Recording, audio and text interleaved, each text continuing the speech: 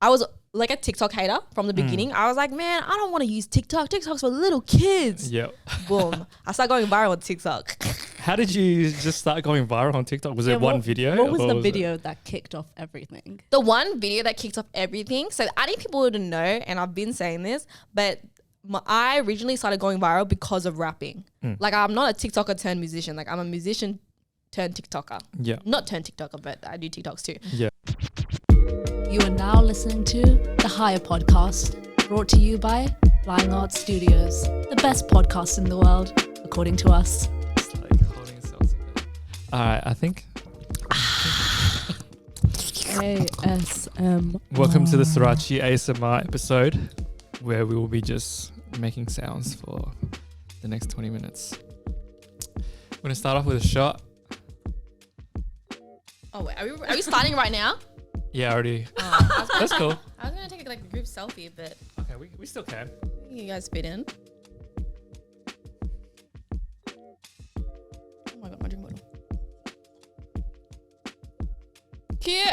Nice. Okay, are we starting right now? I Yeah. think we've already started. We just hit rolling and then we just go for a day. Pretty much. Oh, you good? Sorry. What was that? She's getting it all out. It's because I had a little popcorn earlier. Oh, yeah. Salty shouts sweet. to the popcorn. Wait, so you said earlier that you don't like going to movies. Is this true? Or you don't like watching movies? I just like wouldn't watch movies on my own accord. Okay, Yeah. sometimes I will if I'm really feeling like it, Right. but my attention span is shite. Can I swear? Yeah, you can say whatever you want. We don't give a fuck. Okay. I'm prepared for some bigotry. Right. Let's go. I'm Yes, joking. No, I'm just- disclaimer, everyone get ready for all the swear words Srirachi's got to... Yes, watch out, kids. I'm real well behaved. All right, we're going to have a little cheers. Chani, cheers. Okay. Yeah, so speaking of like swearing in front of kids, Here we go. I already know what's coming. In this. Yeah. I'm just curious to know because that's how I first found out about you. Oh, that video. Yeah. And I loved it. I was like, this is the best thing ever. Can you provide like any context? And for people that don't know, there's a video of you singing your single "Sucking on My Titties" at a council event, Yeah. and there's like kids like jumping around and like Yeah. vibing out, and you just went for it, which is what I loved. What was happening there? Okay, sorry about that. No, you're right. Do you Trying to think fix you can it take it now. off if you Can I want? take it off? Yeah, you can. Oh, lit. Okay, easy. Take mine off too. Yeah, so I got a song called Sucking on My Titties. Yep. And it wasn't actually only just one council event. It happened at 2 council events. Like one in Sydney and one in Melbourne. I don't know if you've seen the other video.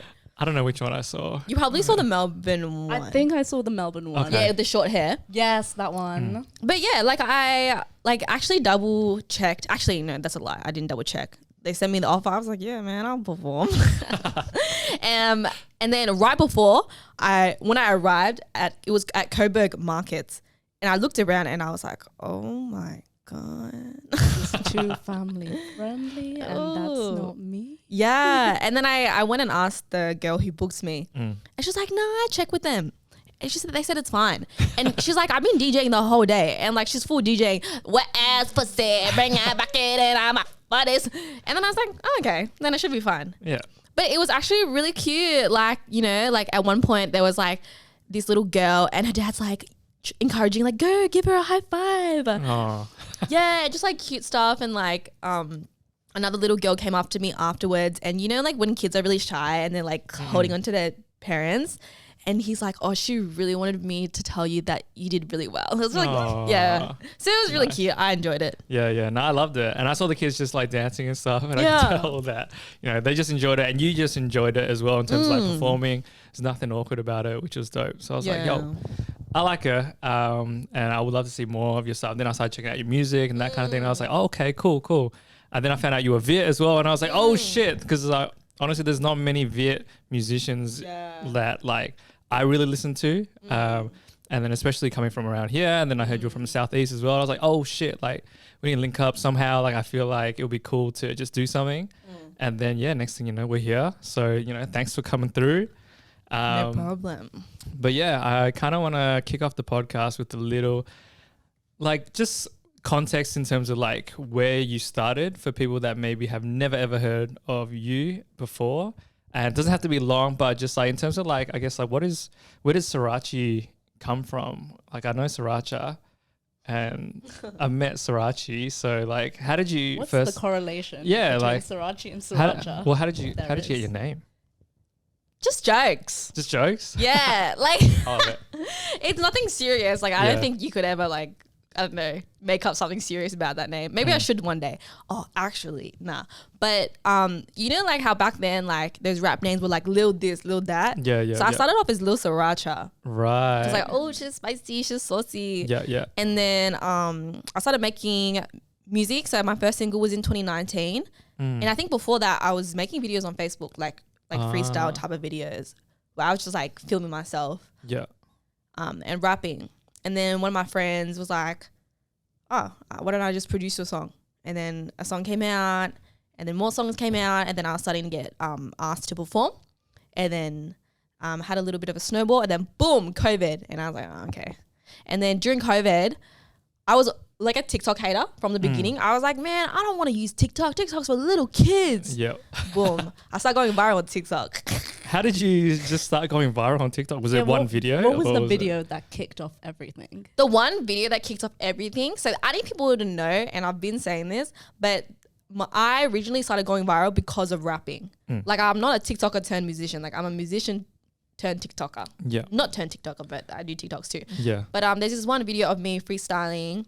When I say freestyling, I don't really mean like off the dome, but anyway, not to get into specifics, but me rapping in my room over a beat, and yeah, it just like went viral in the sense of what, like 120k, and then from there, 120k views. And before that, my videos, no one cared. I think I had like easily less than 500 followers. No, less than 200 followers. And then I went to boom, 30k followers. Damn. In one night, or was it in the span of a week? Oh, cannot recall. Yeah. And then I started putting more rap videos up, and then they were like, you know, doing well as well. And then I did one video where I got my first 1 mil views. And it was like someone saying like, how come you rap like that? Like, why don't you sound Asian? And then I made a video like, oh, like you want me to sound like this? And I put on an Asian accent. And people found it funny. But the thing is, I don't do Asian accents anymore. Yeah. Okay. Anymore. Yeah, that's cool. Anymore. There was a phase.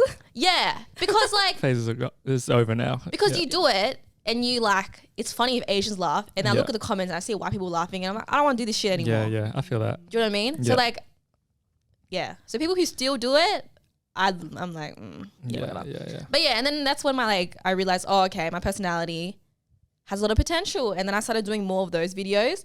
And then, yeah, it just kept growing and growing and growing. And what was going through your mind, I guess, like once like this first one hit and it was like 120k, were you like, oh shit, like maybe I'm onto something here? Or did you like get some kind of validation, or did you tell your friends? Like, how did it feel like slowly, like that point where like things started to change for you?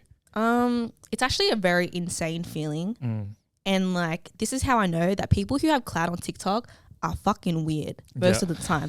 No, I'm telling you, it's not normal, right? To have hundreds and hundreds of comments telling you something, right? You have like, you're just so, especially because there's a lot of young people who go viral on TikTok. For sure. Like if they're compliments or if they're negative, it's just like not normal for your brain. But like, I wasn't too young, like when it would happen, like it was only a few years ago. Yeah. But I remember just like, kind of like, you know, when anxiety and excitedness is a bit confusing, like you're like, what the fuck? Because it didn't instantly go to like over 100k my first video. It just went slowly to 12k, 50k, 60k, 80k, and I was refreshing, I was reading all these comments, and like, not that all my comments were positive. I've gotten so much hate, like especially when I was going really viral on TikTok, I got a lot of hate. But yeah, it's very like, TikTok can be savage. It's so savage. Yeah. That was something I really wanted to ask. You do not care how you portray yourself on TikTok, I feel like. And I'm sure you get so many hate comments as well. Or just generally negative comments. How do you deal with all those hate comments? Like, How do your brain process it? Yeah, because we got like 4 and I was pissed off. Yeah, same. I was like fucking little kids. And they weren't even really hate comments. They were just like just kind of people negative. just talking shit, like just mad and just a like little negativity that got us so fired up. For sure. Yeah, so that's a good question. Yeah. How do you deal with it? Well, it's like, I don't know, practice makes perfect. Yeah. Like you just get used to it. You get used to being subject to negativity. I think it's not that I don't care. Like I when people say things to you, they only hit if you've already kind of felt that in the first place. That's my opinion. So if you already have an insecurity in place and they pick up on that and they say something about it, like that's when it like affects me. But if it's something that's just so not even on my radar, like what are you talking about? And then it doesn't affect me. And then it just, when I kind of realized that, it made me think more in the sense of what my insecurities are and how I see myself. But I think the main thing is I just don't think before I speak. So that's why it seems like I don't care how I portray myself. But it's more so I don't think I have the ability to care. Do you know what I mean? Like, I don't think if I really wanted to, I don't know if I could. Yeah. Okay. So what if someone's listening right now and they're maybe like, they're trying to do their thing, they're putting themselves out there and they are receiving like, negative comments or whatever. What advice would you give to like maybe that person? Okay. I'm going to say something, but you got to think of yourself as people like Kanye West and Donald Trump. Okay. To be such a highly regarded individual, like, but people gotta fucking hate you, but they gotta fucking love you. Do you know what I mean? Huh? Yeah, that's the thing. Because people who, if the people who exist and majority of people around them only have neutral feelings towards them, they're not relevant. I'm sorry, but they're not relevant in that sense of social status or clout. Like to be someone where you're trying to put yourself in an industry where you gotta have clout, it's like, that's just how it is. And it's a good sign. You want to be an influencer, that's you influencing. To be fair, that's true. Like even hate is a strong emotion. 100%. They're thinking about you. Exactly. They're taking the time to like, put energy towards you. Yeah, whether that be negative or positive, whatever, it's still them like, you're affecting them. Yeah. Exactly. You're influencing them in a way. Exactly. Yeah. And it's like when you guys see something that you don't like, you have things to do. So you scroll on, like move on with your day. Other people, they don't have shit to do. Like you're really writing an essay in my comments. That's crazy. Go feed your kids. What? Yeah. Go feed your kids. Yeah. 100%. Or maybe not feed your kids. But your dog. Yeah. Your pet fish. So what I'm curious to know then is like, how did you first get into rap? Because rap is, and hip hop is, obviously very competitive and I'm sure there's heaps of rappers out there that do experience hate or experience even beef and just like people like shitting on people all the time. It's a very competitive kind of craft. Like what got you into rap and music in the first place? Like, is it like you just saw a music video or like where'd that come from?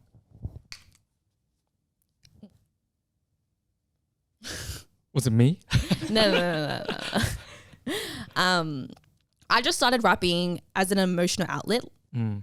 So I was writing lyrics, or I was writing something. I was writing something and I was putting rhythm to it because I grew up listening to rap. Like I grew up listening to Nicki Minaj, Kanye West, B.O.B. And then that's how I started doing it. Were you always a writer? Yeah. Like I would love to write a book one day. Yeah. Like a fantasy book. Oh, dope. Like a novel. Okay. Yeah, like a fantasy fiction. Yeah. Okay. What would it be about?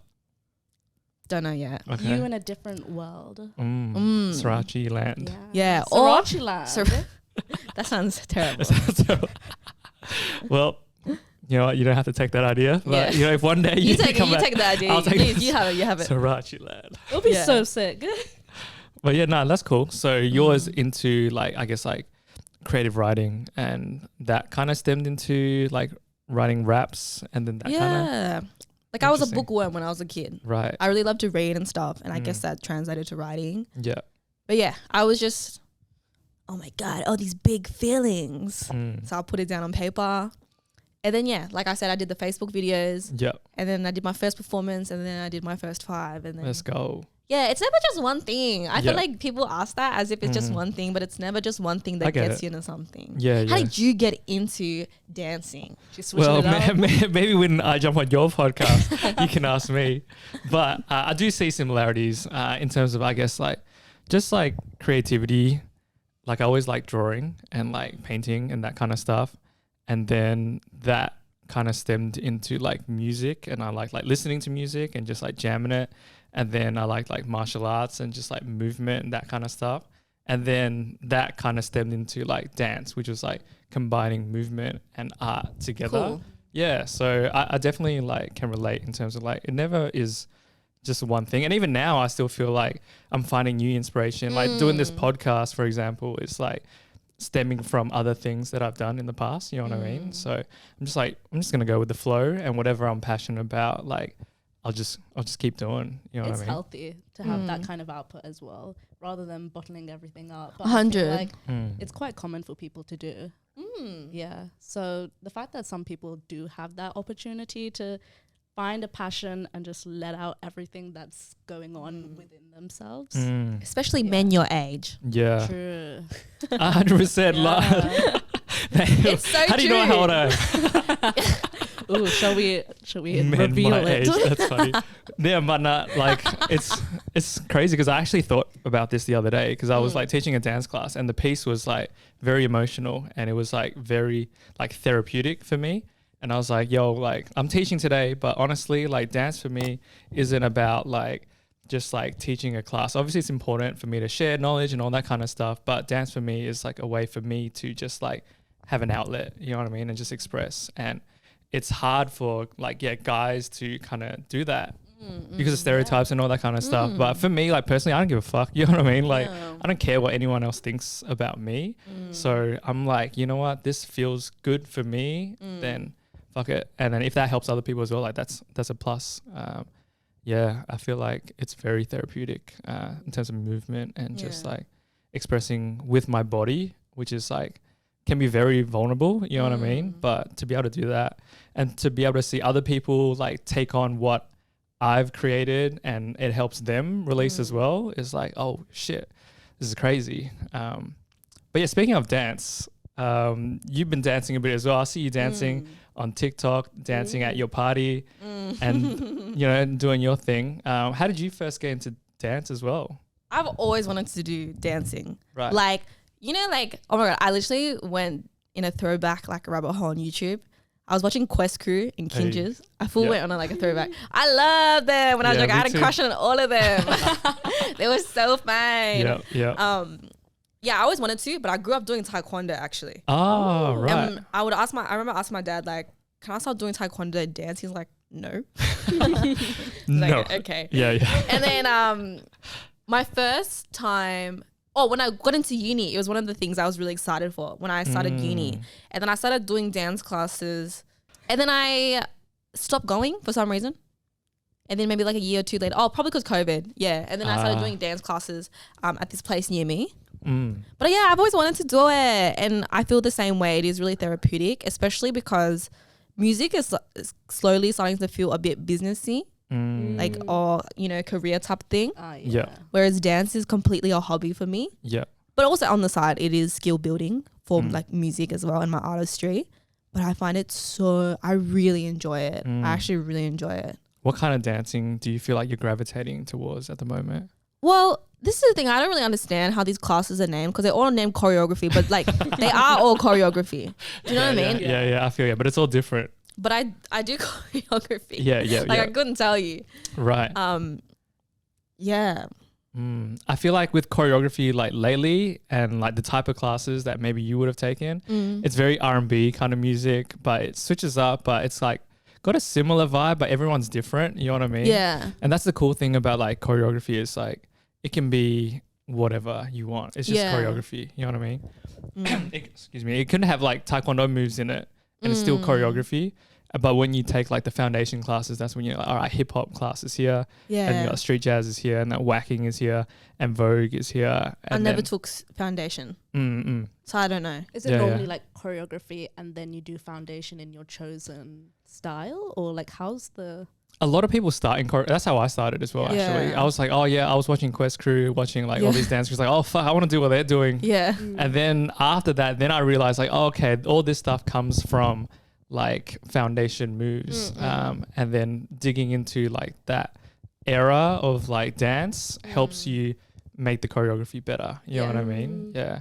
Yeah. So yeah, even for me, it's like, yeah, it takes time to like, all right, what kind of styles do I actually like? And then like doing your research and then there's a whole rabbit hole. And I'm sure it's the same with music as well. Do you find like different genres, and there's like, obviously you make your music as inspired by a lot of different things, but are there like genres that you kind of like, oh, like I really am digging this sound or like this type of music? Well, when I started out, it was very hip hop trap, but I'm trying to move away from that. So, for example, my last single that came out, it's very R&B, El Nido, which is, I hadn't done an R&B track before. And then my next track I have coming out, upcoming, I don't know when this is going to be released. Okay. Ooh. But my next single that's Exclusive. coming out, maybe June-ish, it's Trap Jersey. Yeah, Trap Jersey, because Jersey's coming up. But I have a lot of house music Right. that people haven't listened to yet. And that's a new era that I'm trying to like step into. But Let's go. I know my audience isn't exactly ready for it, so we're slowly going to get there. Yeah. Ease them into it. Yeah, pretty ease them much. into it. But I do draw a lot of influences from a lot of different genres. I have like Afro influenced music, I can hear that. EDM. Yeah. Yeah. For sure. Yeah, it is an interesting blend when I hear your music and I'm like, it makes me like, it makes me think. I'm like, like in a good way. I'm just like, oh shit. Like, of course I'm like bouncing straight away. And like, you have this natural kind of like rhythm, like your own rhythm, which is really cool.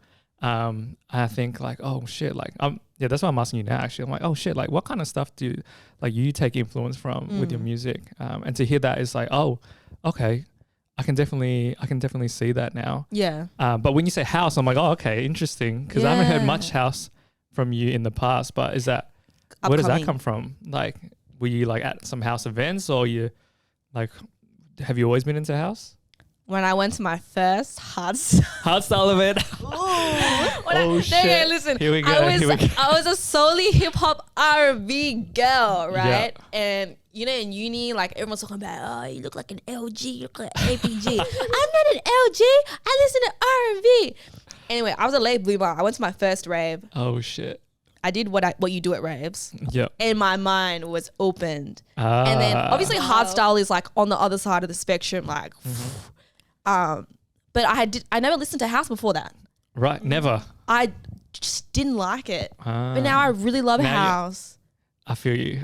I wasn't really into like house and like EDM it's stuff. Acquired taste, I feel Yeah. like. It's like you get used to it the more you listen to it, and then it just comes to a point where, oh, I actually like this. Yeah.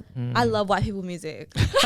No, seriously. Same. It's so good. Yeah. I gotta be in the mood for it though. I feel like, sometimes I'm like, yes, I'm in like this trance, like even like techno, like above and beyond, like techno, that kind of stuff. Techno. The vocals, and it just like gets me pumped in a different way. I feel like I'm like just like working, you know what I mean? I'm just like, boom, like let's go at the gym sometimes, just gets you hyped. Hardstyle at the gym or trance at the gym. Yeah, I get it. Already gone. Yeah, that's very Vietnamese of you. I know, I knew it was coming.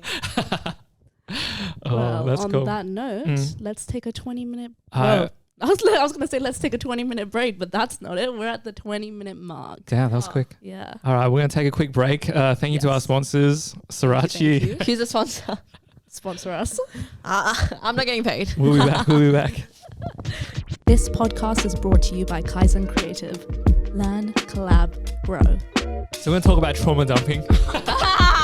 Jump straight back in, and it's like straight back into it. Trauma dumping. I feel like, just from conversations that I've had with people lately, it's a real thing that I guess like with all this talk about like, mental health and like being able to vent and all that kind of stuff, but then I guess it's like how you do it is interesting. I don't know. You guys want to share any experiences with trauma dumping or Shanara? I mean, like, I'm not gonna detail any experiences. Yeah, for sure. But like, it's quite a strange occurrence especially when you're meeting someone for the first time and Definitely. they feel comfortable enough to real bad to tell their entire life, everything that's like bothering them, which kind of also means, oh, you're trying to meet someone to kind of just take your mind off all of that. Yeah, it's like a distraction method. So they trauma dump and try and distract themselves at the same time. It's like, I do think people who trauma dump are asking for help, but they don't want to act like it. Yeah. Like, you're a victim, but you don't want to admit you're a victim. It's kind of harsh. But that's what I think. One time, this guy messaged me. He said, I want to kill myself. Jeez. Ooh. Sorry, I shouldn't laugh. Just out of nowhere? Yeah, he was just some guy I went Shit. to high school with. He said, I want to kill myself. I said, oh, here's a Beyond Blue helpline. I can't help you. Damn. Wait, had you guys been like friends in the past or anything like that? No, just out of nowhere. And I was like, oh, he's a suicide hotline. I'm sorry, I'm not the one. Yeah. That's a lot to put on someone. No, literally. is. But Yeah. that's, okay, I'm going to say something. No, I'm not going to say it. Are you sure? Yeah. Okay. Yeah. But I mean, I feel like not only in romantic settings, even in friendship settings, there are some times that, like, I've experienced a friend of mine who, like, every time she got drunk, she did kind of say, I want to kill myself. She had said to me, you will find me in a suitcase with a note. Jeez. It was actually, this is getting too intense. Maybe I shouldn't. No. That's okay. Oh my Like- God. I'm sorry that happened to you. That's Yeah. really intense. Yeah. But it's just like, you don't really know how to deal with situations like that. I 100%. did not feel equipped at all. Yeah. Yeah. No one would feel equipped. No, it's a lot. And then like the thing is like, because that's happened, like something similar has happened to me where someone said like, you know, they want to kill themselves to me, and I'm just like, well, like, how do I deal with this? Like, do I talk to someone else about it then, or like, and then you have to deal with it as well. But it's not even you, and it's like then it becomes like a part of you as well. Like 100%. thinking about that, like, oh shit, like it's a lot. I think when that happened to me, I had gone to my other like close friend at the time. I kind of like cried it out, being like, I don't know how this ended up on me. Yeah. And whether I should be doing something about it. Yeah. Yeah. Well, there wasn't. What's really, there to do? Yeah. Yeah. What can you do? There was no conclusion about it. And Right. Yeah. It's so tough because, like, I think a lot of depressed people or suicidal people are like, oh, I can't tell anyone because then they'll, like, you know, feel this way. And it's like true, like they will feel that way. Yeah. And then you're definitely. like, damn, I do feel this way. Do you get what I'm trying to say? Like, Yeah. like both sides don't know what to do. Yep. Yeah. It's a tough one. Because I don't know, yes, you're never really prepared for it. And obviously like, it's already a lot for someone to be able to say something like that. And then it's already a lot for you to like take it on. And so you're kind of stuck in this like, this in between of like, all right, where do we go from here? And I think maybe there's not enough information out there, or maybe it's just like, not a common thing. But then we want to make it more common, and then when it is more common, it's like, then what? Yeah, You know what I mean? exactly. Like, okay, shit, like what now? And I feel like I really like how like therapy is, I guess, becoming like more and more of a thing and more open thing for people to like talk about and do. I still think there's definitely a long way to go, but it's cool. Like even like in podcasts that I've been listening to and like hearing like celebrities or like influencers and actors and stuff talk about, or like very openly, like, oh yeah, I've been going to therapy. They've been telling me, my therapist has been telling me this, da da da da. And it's just like, okay, cool, interesting. Like they're normalizing it a little bit more, and I hope that continues, you know. Actually, like what I've noticed sometimes on the online space is that people who are on, for example, TikTok and have those feelings go to their like TikTok people that they follow and kind of vent out to them. Oh, that shit is so weird. Yeah. I wouldn't let people do that to me. No So one I has was gonna tried. ask, has that ever happened to you? And like, No. okay, right. The thing is about me, like, I do come off really friendly and like really approachable. Yeah. And in recent years, I've tried to counteract that. How do you do that? I don't want people to feel because I just felt like people were too comfortable around me. Yeah. People say crazy things Yeah. because they think I'm just so open and I'm so easygoing. Nah, man, I'm not that easygoing. Like, I genuinely this is a conscious decision that I've made. I don't want people to feel too comfortable to say whatever to me. Because I think people might assume because of my humor, like I'm like less politically correct or something like that. So they will say things that are really kind of like questionable. That's crazy. Why are you saying that to me? Yeah. Yeah, so no. So what do you say when someone says some like wild ass shit to you? It's all in the face. The face. And my face does not lie. My face does not lie. Yeah. Like the other day, not the other day, it was a while ago because I haven't been in the gym for a long time, but I was at the sauna in my gym and this lady came in and she was wearing her runners in the sauna and I'm like, man, that's disgusting. So I was like, I felt I should say something. I was like trying to be nice, like, oh my God, girl, how you wearing your sneakers? It's so hot in here. Next thing, she starts telling me about how her and her boyfriend have an inside joke that because she has small eyes, whenever he sees Asian people, he goes, look, it's your cousins. She tells me that and that's how she responded to. How did you get from wearing your trainers in the sauna to that? That's what I'm saying. People say crazy things to me. And when I tell my friends this, they're like, why do people say this stuff to you? Right. Like, I don't know, people, like, if you attract people saying stuff like that to you. I don't think I did. Nothing like that. I do feel like there was a period where I felt like a lot of weird people were just like approaching me. Like, I think I look like pretty approachable and like pretty chill. So I got like people just down the street and just like come up to me and just like say some shit. And I'm like, what? Like, I'm just like, nah, I just keep walking, honestly. I can't be fucked. In the city. So that's okay. Like, there's just more weird people in the city. Yeah, but they would, like, out of everyone. They chose you. Yeah, I'm like, don't look at me. Don't look at me. Chosen one. I'm like just chilling, like listening to music and shit. And I'm like, oh, he's looking at me. Shit. Fuck. Like, yeah. When you make that eye contact. Yeah, I'm like, fuck. It's finished. Yeah. Yeah. Shouldn't have looked. Yeah, you just gotta, like, it's all in the face. I think my responses sometimes, even when I don't mean it to be, can be quite like harsh just facially. Yeah. That's a good one. I'm gonna use that. Yeah. Nah, you just break into laughter too I know. much. It won't work for you. Honestly, I just turn the other way. I just walk. I just like, nah, I can't. I just try not to engage. You pick know up what the I mean? speed. Yeah, pick up the speed. It's like, oh, hello. Just Yeah. disengage. Well, I mean, when I'm on like just walking around in the city, I try and disengage with everything. And I once had a homeless person just jump right in front of me and like scream at my face. I think just scream. she just screamed at I think like because at the corner of my eye, I kind of saw her, but I did not make any eye contact, and I think she was a bit annoyed that I didn't like engage with her. Oh my God. Right. So I saw this one thing online that like one of the most meaningful things for a homeless person is for you to look them in the eye because they just want to be acknowledged as a human. Okay. That's what I saw online, right? Okay. So this is my first time in Sydney alone. I'm making my way home with a dead phone from the night before. Oh my and it was literally my first day in Sydney. Oh no. It's like dangerous. I arrived the night before and I went out partying and I had to find my way home. My phone's dead. I get on the bus. I get yelled at by the bus driver. A crackhead comes on. I look him in the eyes, smile. He goes, damn, you got some nice titties on you. And I was like, fuck this shit. I'm not acknowledging you. Like, again, like, what? I'm going to acknowledge this guy. Wrong decision. Yeah. Never acknowledge. Holy shit. Damn.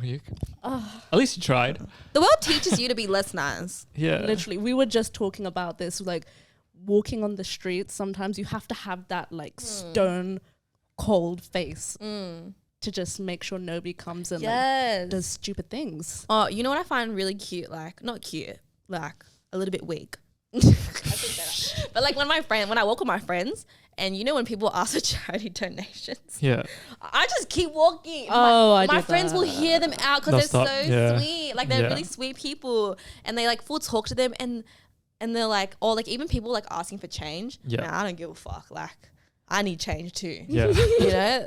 I feel you. I find these people, but no, it is sweet though. Like, It is. It's nice. I think it's a balance. Yeah. It's a hard one, that one. Because like I'm like, fuck, I feel bad. And I'm like, I want to stop. I want to say something. I want to help him out. I past quickly and say, I'm sorry, no. Yeah. I don't feel bad. Yeah. No. That's good. I try not to.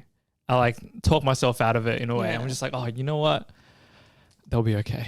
I think they'll be okay. Like, yeah. I hope. Yeah. Like, I gotta look after me right now. Because when I grew up, my mum's always telling me to donate to the poor people in Vietnam. Yeah. Oh my God, my mum's always telling me. But my thinking is like, at this stage of my life, there's not really much I can do. But when I make it, then my mum can come with a little charity box of donations. Well, my mum always says, charity starts at home. That's a cute one. It's just her way of not donating. Right. I'm not donating. I thought she meant like you're at home, like gonna donate. Nah, it's more like deal with your family and like help them out first, and that is your priority. Do the dishes. That's like charity. The dishes, yeah. Charity starts here. Literally. Right. I feel that. Damn. Have you been to Vietnam before? I have once Oh, nice. when I was 14 and I hated it. You hated it? Yeah, because I went with my parents. And it was my parents, because my parents are refugees. Yeah. So it was their first time going back after 30-something years, which is insane. Because most Vietnamese people go back like every year. Yeah, my parents have not gone back at all. Yeah, wow, They okay. don't want to. They're just like, they're scared of like getting stuck there. You know what I mean? There's like, I ain't going back. Like, I'm never going back. Damn. Yeah, it's kind of sad, but also I get it too. Yeah. And they're just, I'm like, okay, you just went through something completely different that I will never ever comprehend. But I love going back. Like, yeah, it's nice for me anyway. That's cool. Yeah. Because how many times have you gone back? Oh, good, like 4 or 5 now. Wow. Yeah. And you go with friends and stuff? First couple times was with family, and then lately. But not your parents? No. Oh, actually once with my parents. Actually, fuck. Lies. Was it with? Yeah. Now that I think about it, yeah, I did go with them. I think it was after that time, and I was like quite young. I think they got scarred from that. And it changes. The city changes so much they don't even know it. Like their home is here now. Yeah. So sorry, this whole time, like I totally forgot about that time. But like, to be real with you, like I think my mum was in a motorbike accident, and I think from there, when she came back, when we were younger, and maybe it was that. Like, since when it was probably. like, it's like just like sounds dangerous, like for them, and like they're concerned about me going as well. Yeah, which kind of sucks, but you know, it is what it is. How do you guys feel when you go back, when you've gone back to Vietnam? Do you feel disconnected, or do you feel like, oh, this is an opportunity to feel like connected again with my culture? I was 14. I just want to like play games with my phone. Right. I need to go back for myself. Yeah. I really. Oh, that's my hair. I need to go back for myself. No, when you're younger, you don't quite appreciate it, but as you grow older, you kind of that appreciation gets built up again. Yeah. Yes. Yeah. You don't really think about that stuff. Yeah, I did not think about that at all until I went with my friends. It was for $1. Like, we're going to Vietnam. At the time, I was like, yeah, whatever. Like, we're going to Vietnam, cool. And then when I was there, I was like, hey, you know what? This is like my ancestors and stuff are like, this is like, and just seeing everyone and like being able to connect in that way. Yeah. Like when I'm a bit older, it's like, oh, okay, interesting. And then I started to really like dig into my own roots, you know what I mean? And just like, oh shit, like where did I come from? And like, because like my last name is Nguyen, and there's so many Nguyen's out there, which I hate. But also like, it's interesting for me as well, because like people can use like ancestor.com and shit like that. Yeah. But as a Vietnamese person, it's fucked. I don't know where the fuck like like you can be my cousin. I don't know. Like we're all cousins. Yeah, we're all cousins. So we're all family. like we could be cousins. Like I don't know. Like it's interesting. Like in terms of going back into like the lineage of like history. I don't know if you've ever thought about this. Is this something that crosses your mind? I'm not a Nguyen. Yeah, I know. But in terms of like just being Vietnamese and having like, what is your last name? I don't want to say. Yeah, you want to say? All right. But is it a Vietnamese last name? Yeah, I got a Vietnamese last name. Yeah. And it's not Nguyen. Yeah, that's but my cool. mum is a Nguyen. Yeah. So like my mum's side is Nguyen. Yeah. But do you ever think about like your mum's mum, your mum's mum, and you're like your dad's mum? No. Because there's so many people in Vietnam. Like there's so many people. Like even if we're cousins, like relax. You know what I mean? Like I got enough cousins anyway. Yeah, I don't want any more. I have a lot of cousins. Do you have heaps of cousins like here? Yeah. Oh, cool. Do you guys hang out? Yeah. Oh, dope. I have cousins my age. Mm. Like I have one cousin that I grew up who's my age. But my mum's side, mostly everyone's here. My dad's side's like a bit scattered. Mm. But yeah, I did Across grow Vietnam and here. up. Vietnam, America, Perth. Which is like so random. They were there like for like 8 years. I didn't even know. And I visited them. Long lost family members. I visited them for the first time like last year and I had so much fun. Oh, nice. Oh. Yeah. Do any of them, like, any of them creative or they make music or anything like that? Or Not that I know of. One of them makes cakes. Oh, cool. Yes. Oh my Okay. God. I should shout her out. Yeah. What's it called? I Shout her don't out. know. You know. Thank you to our sponsor, Srirachi's cousin, who makes cakes. Please send She us also some makes cakes. Send us some milk cakes. tea in Milk Perth. tea. Oh, nice. Oh, Yeah. Sorry, I couldn't tell you. that's all right. Wow, I'm really bad at this. We have some friends in Perth. There's dancers over there. Oh, how's Perth the is lit. dancing? I haven't been before. Oh, is it? the only, It is. the Is only it? few people I know from Perth are just like, yeah, every time, like they're in Melbourne, and he, like one of my friends said, every time he goes back to Perth, he realizes why he left it in the first place. Yeah, I mean, I wouldn't want to live there. Right, yeah. But I had a really good time there. But that's Nice. because my cousins spoiled me. Mm. And I had like friends from music there and I filmed my music video there and I performed there. Oh, cool. And it was just like one of my favorite, well, yeah, like in the top end of my favorite gigs because when I walked into the venue, it's like obviously all like straight white guys and it's like, rah, Perth. You know, like it's a little not rah, but it's like a little bit like country, like kind of vibes. Yeah. And then I performed and they fucking loved it. Oh, right. And That's cool. it was just so funny. Like I remember going, who likes to get their titties sucked? And all these white boys in the front are like, ah! They're like, ah! Let me get my titties out. Yeah. And I just had the best time. They were just so That's sweet. dope. Yeah. That's awesome. How was it performing, I guess, in Sydney versus Melbourne? Sydney versus Melbourne. Sydney goes off. Melbourne goes off, but that's because that's my people. Right. So, but if it's a gig where it's not my people, like Melbourne does not go off. Yeah. Because like we got our nose up a bit. Yeah. Whereas Sydney people are more receptive. I feel like to the Interesting. music and everything. Right. Yeah, whereas Melbourne people, they want to be alternative and she's from here. It's nothing special. Right. That's how I feel. But in Sydney, I've had my favorite gigs in Sydney. Really interesting. Yeah. That's cool. Because I haven't really been to gigs in Sydney before. You know what I mean? So that's interesting to hear. I'd love to go check some of them out. Yeah, nah, it's dope. Like one of my favorite gigs, I did a so in Parramatta they have Parramatta Lanes Festival, and then I did this gig called Pass the Mic, where like artists come up and they do one song each, and then it was just like a massive like this. There was the foot traffic was fucked. Like when I was trying to walk down through, like I could hardly like go through, and it was just like filled. And because it was all ages, Yeah. it was really fun because I guess like for them in the West Side, like they don't have much to do. And there was just like a crazy vibe, like everyone having fun. Dope. Have you performed interstate?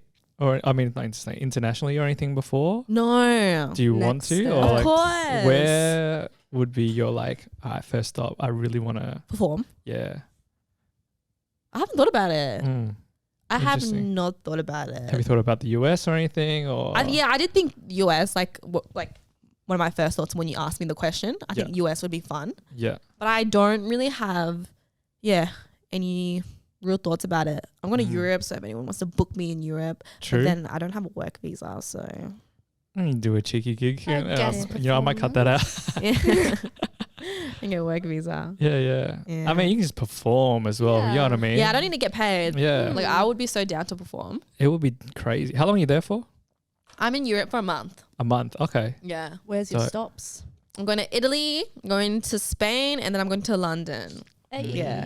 So, Shannara's homies. You can link up with them. yeah. I'll shout out some The people. Mandem. Yeah, The you should. Yeah, the mandem. Have you seen Top Boy? Yes, of Oh, course. fuck, I love that shit. It is My good. cousin likes to identify as a roadman. Oh, okay. Sorry. Oh, yeah, not that one. Now they're all into making like rap music. Oh, you can make music with them. I could. All the That'd be roadmen tight. want to start like rap careers. Yo, Legit, Yeah. I'll put you on the song my cousin made. Oh, that'll be tight. what if it's fire?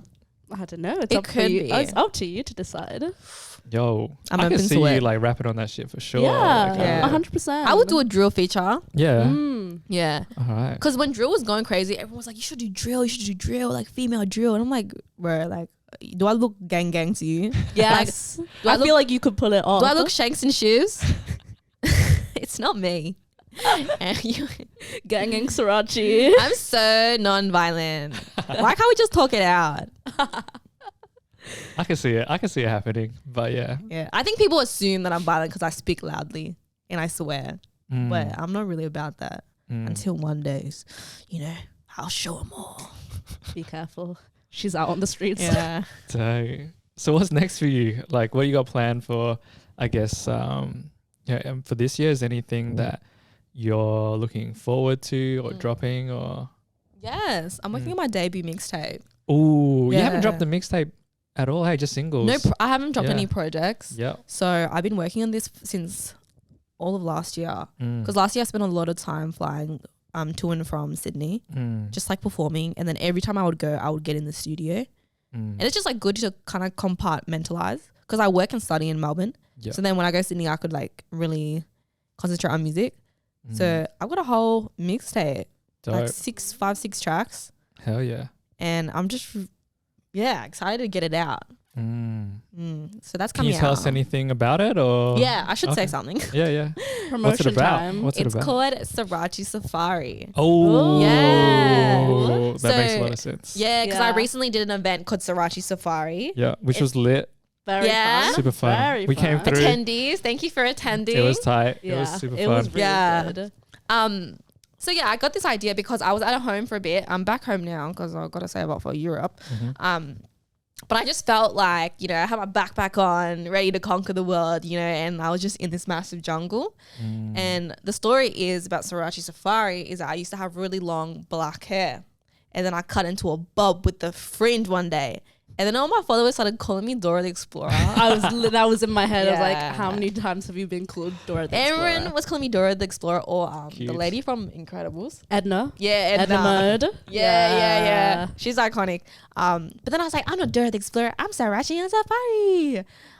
Cute. But yeah, especially being at home, it was me building my independence, really exploring the world and navigating on my own. So that's kind of what Srirachi Safari is. And with Dope. mixtapes, it's not really like a really planned or like well thought out project. It's more so a chance to show your diversity in what you can do. So that's why El Nido is on it. So it's an R&B track like I haven't done it before. And yeah, gonna put that out there. And the jungle's a very diverse ecosystem. That type of vibe. Yo, I'm excited for it. And the event was super cool in terms of like the theme and the concepts and like the giraffe in the corner. The giraffe. We're looking for that giraffe. Literally, that was the first Really? thing. I was like, where's the giraffe? yeah. Like, where's it? Like, oh, there it is. The guy just had it. All like right. the guy who owns a nursery, shout out Adam. You guys should check out Brunswick Nursery for all your needs. Yeah. He literally just had it in the back. Oh, damn. Yeah. I thought it would have been expensive to hire. Like, No, it he was was just just It was just there there. already. Oh, shit. Yeah. perfect with the vibes. Yeah. No, it was really fun. I'm really happy with it. The photos look dope. But yeah, guys, keep an eye out for Srirachi Safari events. Next one Yes. coming up in June for my single release party. Let's go. Yeah, Srirachi Safari Neon Jungle, I'm thinking. Oh, Something like that. Neon Jungle. I like it. I like it. Or Red Rainforest. Wow. Dang. Or Time. Concrete Jungle. I have a lot of ideas. We'll figure it out. I'm excited for it. It's Yeah. cool. It's cool to see you like not only like making music and stuff, but like putting yourself on and creating events, because I don't feel like a lot of artists do that. That's true. It's a different kind of skill set in terms of like actually running an event, and like you know how hard it is. It's but tough. yeah, and you're also DJing at your event as well. Like, had you been Mad. DJing before, or like No, it was my first gig. what made you want to just DJ? I need money, man. Like, True. and I know all the other DJs gonna hate me for it because they're like, oh my God, another DJ. Because it's so saturated. Yeah. But like, whatever, fuck it. Yeah. I can DJ. You can. And you performed your own song as you were DJing as well, which is tight. I was like, yo, It was so dope. sick. Thank you. Yeah. But I've always just been a friend on the aux chord at my friends' birthday parties and stuff. And they're like, you should DJ. And I'm like, yeah. So then I learned how to do it and practiced it. And I was like, how do I get a gig? And then I was just like, I just put myself on. Yeah. That's crazy. Nice. Honestly, I'm in the same boat right now because like I'm like always playing music. Like I'm like, yo, pass me the phone. Like, you want to DJ? I'll DJ. Like we're doing the next block party. I'm like been talking to Guion because he's like my homie. We run the block parties together. He's been a DJ for a while. I always like like I've played a bit around at home. You know what I mean? Lockdown. I was just like having little parties in my room and shit. I was like, you know what? Fuck it. I think I'm gonna do a set. Like do it. Yeah, it's just your own event. Yeah, exactly. So there's like no pressure on that one. I think people would be excited to see you DJ a little bit. I think it'll be fun. I think people will have a little laugh, which will be good. Like, and it'll be lit. So yeah. And I've got to tell you guys, we are running over time. Oh shit! Oh shit! Damn. Dang. That was fast. It was. Damn. But I have a question. David's favorite. This is the favorite question that I just ask everyone. But I actually have one question before that. This is random as fuck. But because do question. I'm just like curious to know, like, if you weren't making music, what would you be doing? Oh fuck. So what I was doing before music, I was full on my corporate slave grind. Like I had a lady suit. Ooh, it's in the closet still. Ooh. It's waiting there just in case. Don't come out. Yeah, but I hated it. I hated it because people were dickheads. And then I moved into music and people were still dickheads. So now what? It's just, that was just me figuring out life. But yeah, I was like, people would be asking me, oh, what do you want to do? I would say management consultant because that's what you say when you don't know what you want to do. Yeah. I was I was like on the investing committee and shit.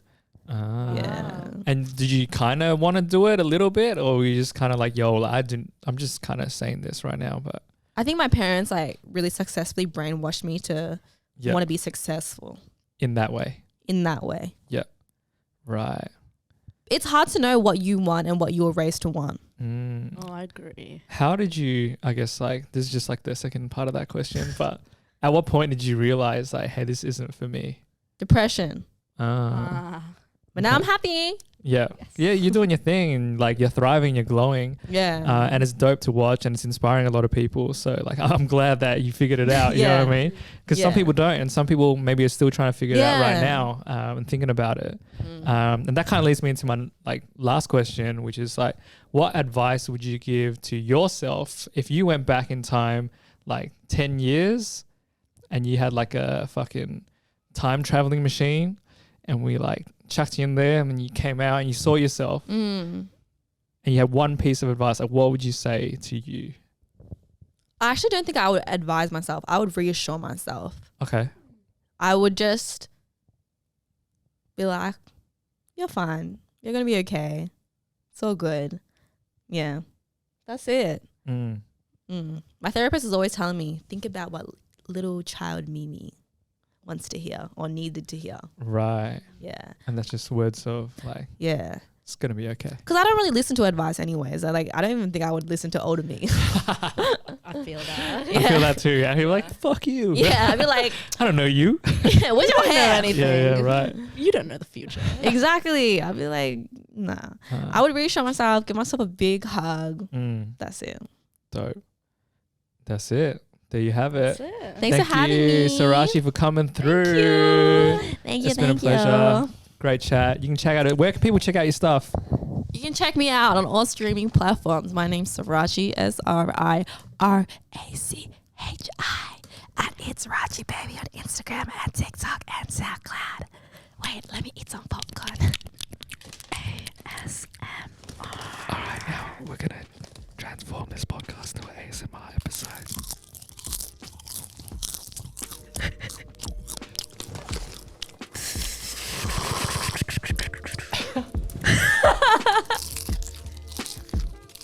It's quite impressive. And she crunches and munches. Okie dokie. Wait, let me have a sip. should actually start a channel. You heard it here first.